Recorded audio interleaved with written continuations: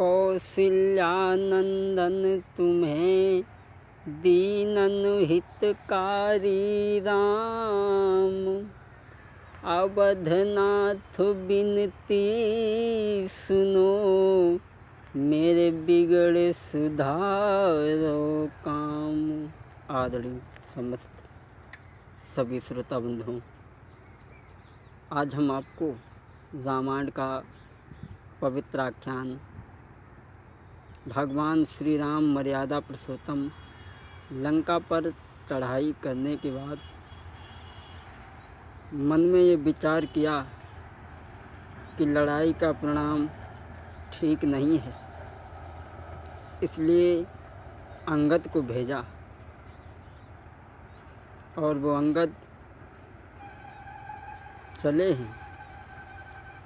बंदी चरण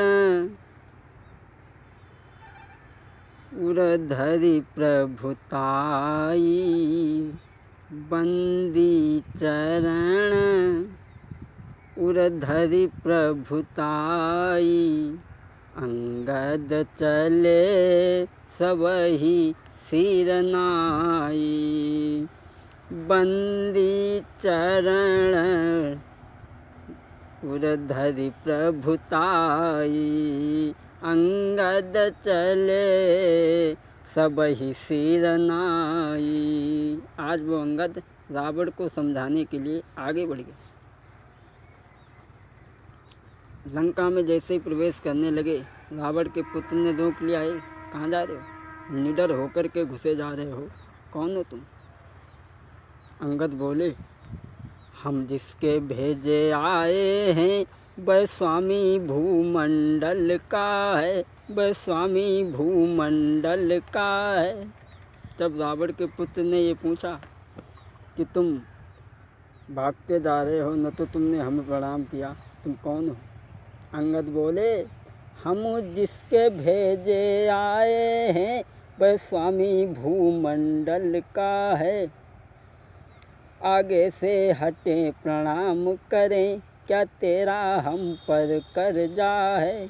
और अंगद बोले, हम बालीराज के बालक हैं, जो अपने बल में पूरा था।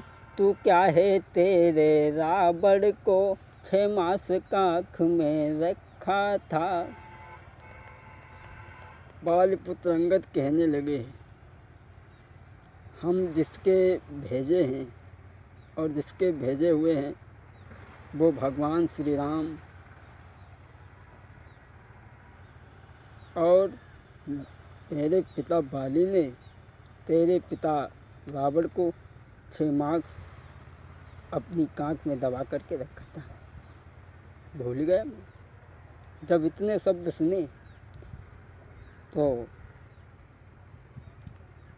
खबर भिजवा दी रावण के पास में। रावण ने सुना तो अंगद को तुरंत अपने पास बुलाया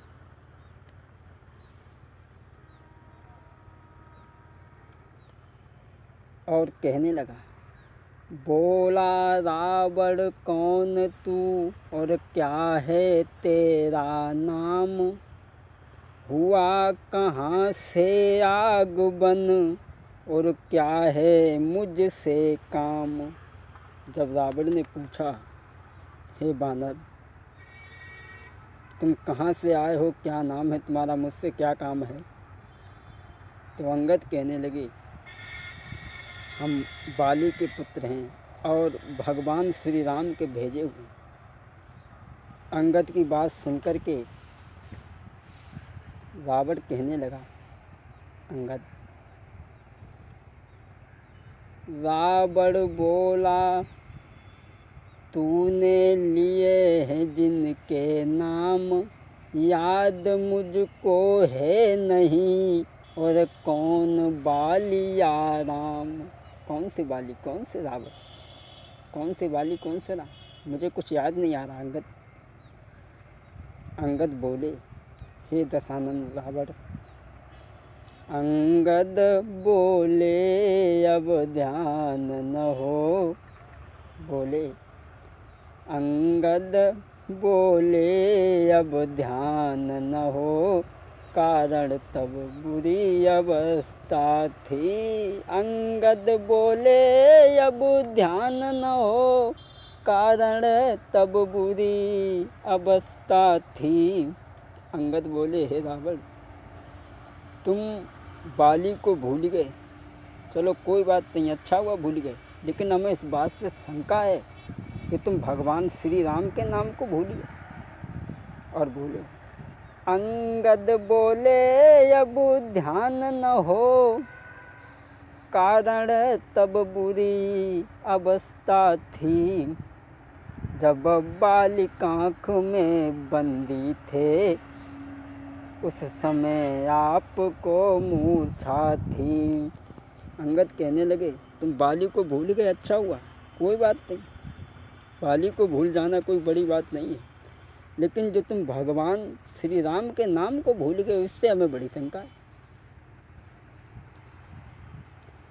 भगिनी श्री सूपन खाजी को 10 बदन रोज देखते हैं, इसलिए अचंभा तो है ये श्री राम नाम को भूलते हैं, इसलिए अचंभा तो है ये श्री राम नाम को भूलते हैं। अंगद के इतने वचन सुनकर के रावण को क्रोध आ गया, कहने लगा वानर, अरे मूर्ख वानर, और बोला तुम नहीं जानते, उत्तम कुल पुलस्त करनाती, शिव बिरंच पूजे बहु भांति।